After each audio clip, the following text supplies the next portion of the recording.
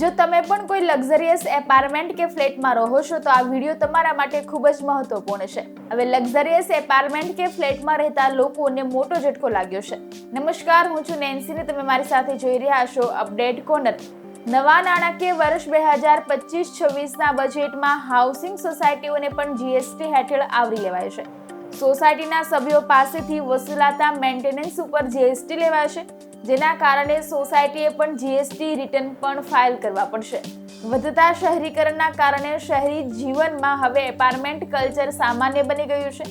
કેન્દ્રીય budget 2025-26માં housing સોસાયટીઓ માટે મોટો ફેરફાર કરવામાં આવ્યો છે।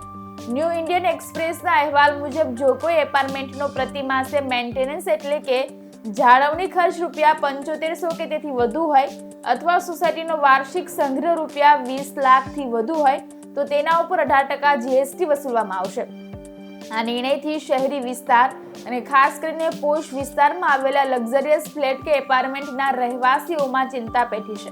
મીડિયા રિપોર્ટ અનુસાર કર્ણાટકમાં ફક્ત બેંગલુરુમાં જ લગભગ 50 લાખ લોકો એપાર્ટમેન્ટમાં રહે છે અને રાજ્યના અન્ય શહેરો સહિત આંકડો 90 લાખથી ઉપર પહોંચે છે। નવા નિયમો અનુસાર જો સોસાયટી દ્વારા પેઇન્ટિંગ, લિફ્ટ રિપેર, પાણીની ટાંકીની સફાઈ વગેરે જેવા કામો માટે વાર્ષિક ખર્ચ ₹20 લાખથી વધુ થાય છે તો તે પણ જીએસટીના દાયરામાં આવશે।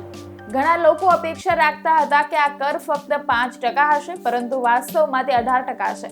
જો કોઈ સોસાયટી ₹20 લાખની મર્યાદા પાર કરે છે તો તેને વાર્ષિક ₹3.6 લાખનો જીએસટી ચૂકવવો પડશે। જો આ સ્થિતિ 10 વર્ષ સુધી ચાલુ રહે તો કુલ ₹36 લાખ થશે। દર મહિને 2 વાર રિટર્ન ફાઇલ કરવા પડશે। હવે એપાર્ટમેન્ટમાં રહેતા લોકોમાં એક એવી પણ ચર્ચા ચાલી રહી છે કે શું તેમણે જીએસટી નોંધણી કરાવવી જોઈએ। એકવાર નોંધણી થઈ ગયા પછી દર મહિને 2 વાર 11 અને 20 તારીખે રિટર્ન ફાઇલ કરવું ફરજિયાત રહેશે। આ ઉપરાંત વાર્ષિક રિટર્ન પણ વર્ષમાં એકવાર ફાઇલ કરાવવાનું રહેશે। આ માટે ઓડિટરની ફી અને કાનૂની પ્રક્રિયાઓનો વાર્ષિક ખર્ચ લગભગ ₹1-2 લાખ થઈ શકે છે। લોકો નવી ચર્ચા કરી રહ્યા છે કે લોકો હવે જીએસટીથી બચવાના રસ્તા શોધી રહ્યા છે।